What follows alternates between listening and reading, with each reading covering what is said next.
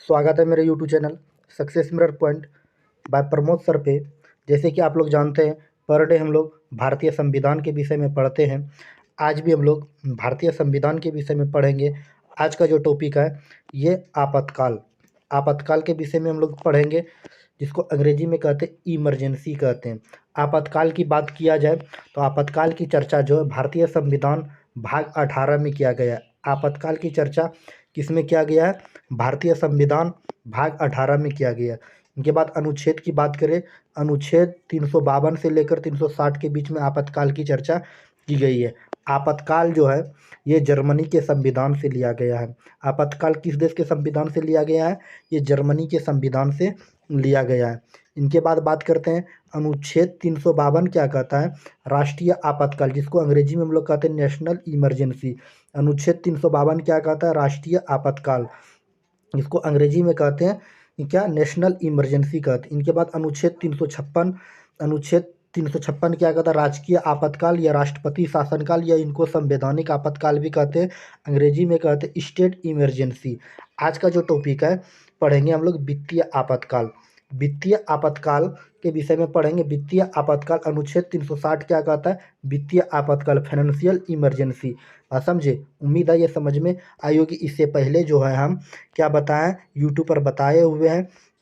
अनुच्छेद 352 के विषय में हम लोग चर्चा किए थे, राष्ट्रीय आपातकाल, और अनुच्छेद 356 में इसकी चर्चा किए थे, ठीक है ना, जिसको हम लोग क्या कहते हैं? राष्ट्रपति शासनकाल या संवैधानिक आपातकाल कहते हैं। इनके विषय में हम लोग यूट्यूब पर बताए हुए हैं। अगर आप किसी भी एग्जाम की तैयारी करते हैं, bank, SSC, railway, group D, UPSC, BPSC, Bihar police, Bihar दरोगा, तो ये वीडियो आपके लिए काफ़ी लाभदायक होने वाला है। या जर्नल कंपटीशन की तैयारी करते हैं, यूपीएससी, बीपीएससी, तो अगर आप इस चैनल पे नया है तो वीडियो शुरू से अंत तक जरूर से ज़रूर देखिए, ये अगर आपके काम का चीज़ है तो चलिए सबसे पहले बात करते हैं। आज का जो टॉपिक है अनुच्छेद 360। अनुच्छेद 360 क्या कहता है? वित्तीय आपातकाल, फाइनेंशियल या मनी इमरजेंसी कहा जाता है। क्या कहा जाता है? वित्तीय आपातकाल को अंग्रेजी में फाइनेंशियल या मनी इमरजेंसी कहा जाता है। फाइनेंशियल इमरजेंसी या मनी इमरजेंसी कहा जाता है। सबसे पहले बात करते हैं वित्तीय आपातकाल। वित्तीय आपातकाल जो ये किस देश के संविधान से लिया गया है? ये अमेरिका के संविधान से लिया गया। वित्तीय आपातकाल जो भारतीय संविधान में जोड़ा गया है, इसे अमेरिका के संविधान से लिया गया। अगर ये लागू होता है, कम से कम 60 दिन समय, 60 दिन लागू अगर होते हैं तो 60 दिन में इसे पारित करना होता है। सलाह जो देंगे, कौन देते हैं? सलाह देते हैं मंत्रिमंडल सब मिलकर। राष्ट्रपति आपातकाल परीक्षा में इतने पूछे जाते हैं कि राष्ट्रपति आपातकाल लागू करने के लिए सलाह, मतलब वित्तीय आपातकाल लागू करने के लिए सलाह कौन देते हैं? तो ये मंत्रिमंडल देते हैं। लागू कौन करते हैं? तो राष्ट्रपति करते हैं। याद रखिएगा। तो लागू कौन करेंगे? राष्ट्रपति करेंगे। और सलाह कौन देंगे? तो मंत्रिमंडल सलाह देंगे। अनुमोदन कौन करेंगे? अनुमोदन जो करते हैं ये सांसद करते हैं। सांसद किसे कहते हैं? लोकसभा और राज्यसभा दोनों मिलकर इनका अनुमोदन करते हैं। और वित्तीय आपातकाल जो ये अनंत समय तक लगाया जा सकता है। तो परीक्षा में इतने पूछा जाता है कि वित्तीय आपातकाल जो है कितने समय तक लगाया जा सकता है? तो ये अनंत काल तक लगाया जा सकता है।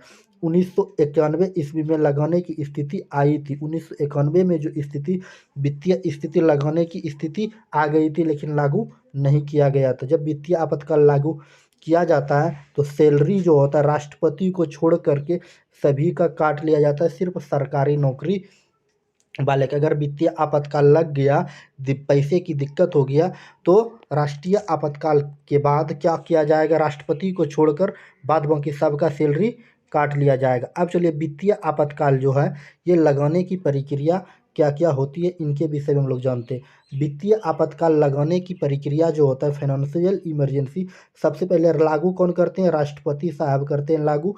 सलाह मंत्रिमंडल देते हैं। सलाह कौन दिए? मंत्रिमंडल दिए। और सांसद जो है, सांसद सब क्या करते हैं? इसका अनुमोदन करते हैं। इसको अनुमोदन करने के लिए 60 दिन का समय दिया जाता है। अब इस समय को जानते हैं कि वित्तीय आपातकाल जो लागू करेंगे किस तरह से सांसद सब अपना अनुमोदन देंगे, उनके विषय में हम लोग पढ़ेंगे। सबसे पहले वित्तीय आपातकाल लगाने की प्रक्रिया। वित्तीय आपातकाल की लगाने की प्रक्रिया जो बात को समझते हैं, सबसे पहले मंत्रिमंडल सलाह देंगे, राष्ट्रपति लागू करेगा। लागू कौन करेगा? राष्ट्रपति साहब और मंत्रिमंडल इन्हें सलाह देंगे। और समय जो लागू करने के लिए इसे 2 माह या 60 दिन का दिया जाएगा। समय जो है 60 दिन या 2 महीना का दिया जाएगा इसे पारित करने के लिए। अगर आज एक 18 मार्च है, 18 मार्च को लागू कर दिया गया कि मंत्रिमंडल सब मतलब सलाह दे दिया राष्ट्रपति साहब को कि आप लागू कीजिए, तो 2 महीना के अंदर, 2 महीना के भीतर क्या किया जाएगा, अब जो है लोकसभा सांसद जो अनुमोदन देंगे, लोकसभा और राज्यसभा दोनों इसे बहुमत से, साधारण बहुमत से पारित करेंगे। अगर लोकसभा पारित कर दिया और राज्यसभा भी पारित कर दिया तो अगले क्या करेंगे, 6 महीना तक ये लागू रहेंगे। अगर लोकसभा और राज्यसभा पारित नहीं किए तो ये समय की समाप्ति के बाद 2 महीने के बाद ये समाप्त हो जाएगा। तो चलिए बात को अब समझते हैं।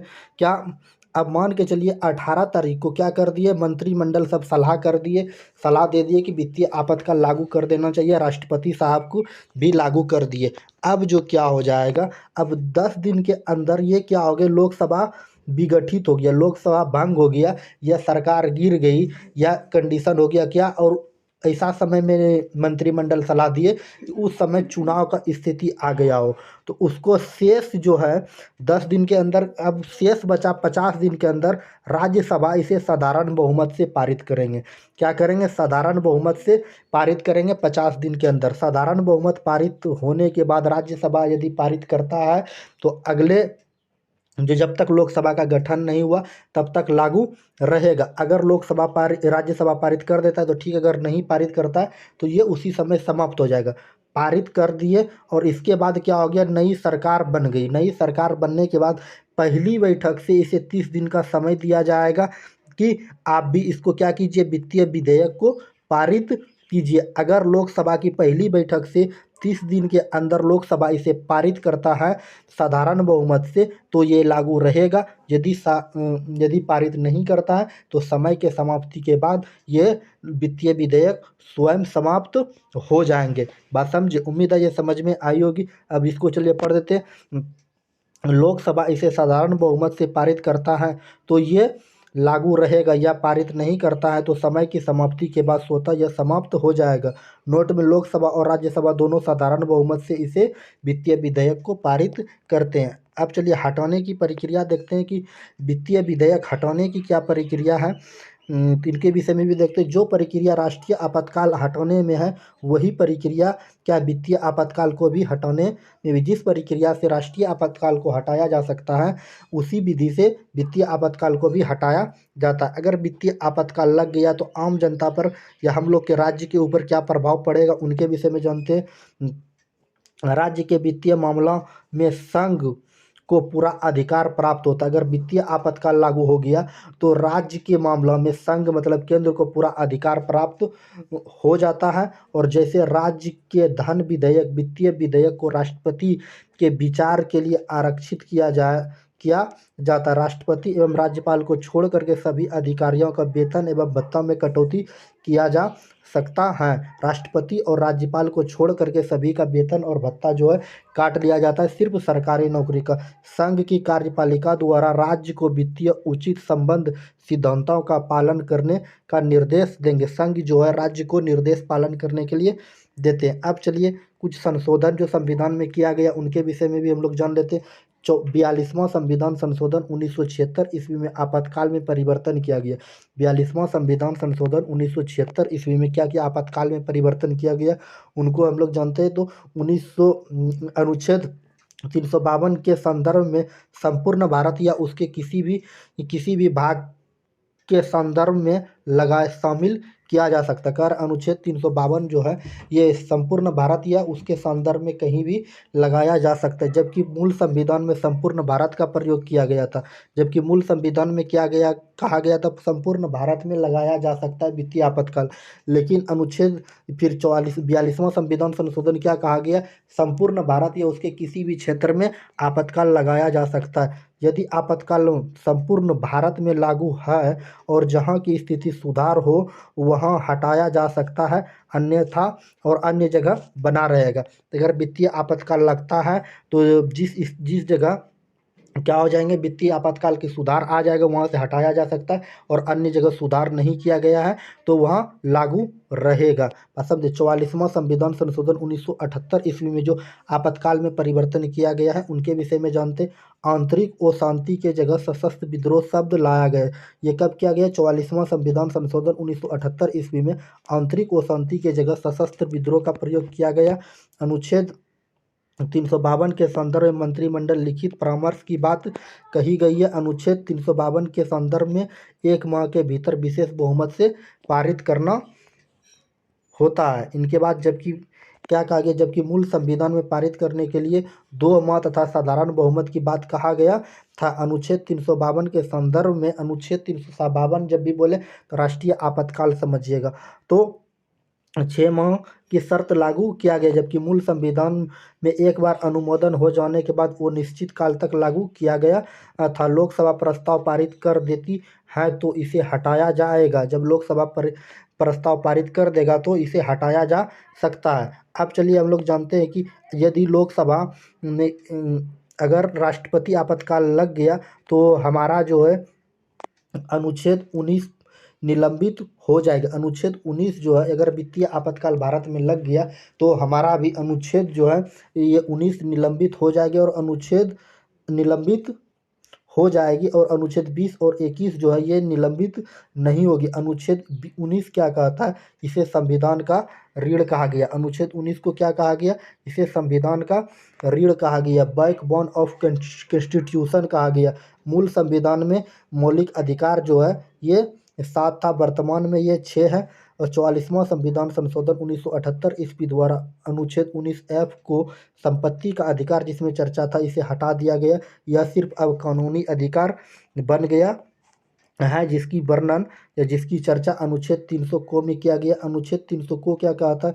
बोलने का और प्रेस का स्वतंत्रता। अनुच्छेद 300 को अनुच्छेद 19 को क्या कहता है? बोलने का और प्रेस की स्वतंत्रता की बात कही गई। हाँ, अब चलिए अनुच्छेद 19 में क्या क्या किस किस बात की चर्चा की गई है इनके विषय में हम लोग जानते हैं। सबसे पहले अभिव्यक्ति, सभा, संगठन, संरक्षण, निवास, संपत्ति और व्यापार। संपत्ति का अधिकार जो है 44वां संविधान संशोधन 1978 ईस्वी में इसे हटा दिया गया है। बात समझे। अब चलिए देखते हैं अभिव्यक्ति की स्वतंत्रता, मतलब बोलने, मौन, मीडिया, पुतला, झंडा की स्वतंत्रता की बात कही गई है। आरटीआई की बात करें, राइट टू इन्फॉर्मेशन की 12 अक्टूबर 2005 ईस्वी में इसे लागू किया गया था। अब चलिए इनको हम लोग डिटेल देख लेते हैं। अनुच्छेद 19 एक क्या कहता है? बोलने तथा प्रेस की स्वतंत्रता की बात कही गई। अनुच्छेद 19 बी क्या कहता है? शांतिपूर्ण बिना हथियार को एकत्रित कर सभा करने की स्वतंत्रता। अनुच्छेद 19 सी कहता है संघ बनाने की स्वतंत्रता।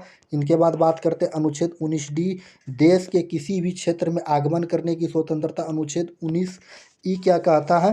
कि देश के किसी भी क्षेत्र में निवास करने की और बसने की स्वतंत्रता। अनुच्छेद 19 एफ कहता है कोई भी व्यापक एवं व्यापार और जीविका चलाने की स्वतंत्रता। इनके बाद बात करते हैं अनुच्छेद 20 और 21 निलंबित नहीं होगा। जो अनुच्छेद 19 और 20 में किस चीज़ की चर्चा किया गया है इनके विषय में हम लोग जानते हैं। तो अनुच्छेद 20 क्या कहता है? अपराध के लिए दोषी सिद्ध करने में संरक्षण। जो भी अपराध करेंगे उसको दोषी सिद्ध करने के लिए भी संरक्षण दिया जाएगा। अपराध के समय जो कानून था, एक अपराध के लिए एक सज़ा सुनाएगा, खुद के विरुद्ध गवाही देने के लिए बाध्य नहीं किएंगे। इसको हम लोग मौलिक अधिकार में पूरा डिटेल से पढ़े हैं। अगर आप इस चैनल पे नए हैं तो मौलिक अधिकार वाला वीडियो नहीं देखे हैं तो उसको भी आप एक बार ज़रूर से ज़रूर देखने का प्रयास कीजिए। इनके बाद चलिए अनुच्छेद 21 क्या कहता है? अनुच्छेद 21 कहता है प्राण एवं दैहिक संरक्षण, प्राण एवं दैहिक स्वतंत्रता का संरक्षण, प्राण एवं दैहिक स्वतंत्रता का संरक्षण।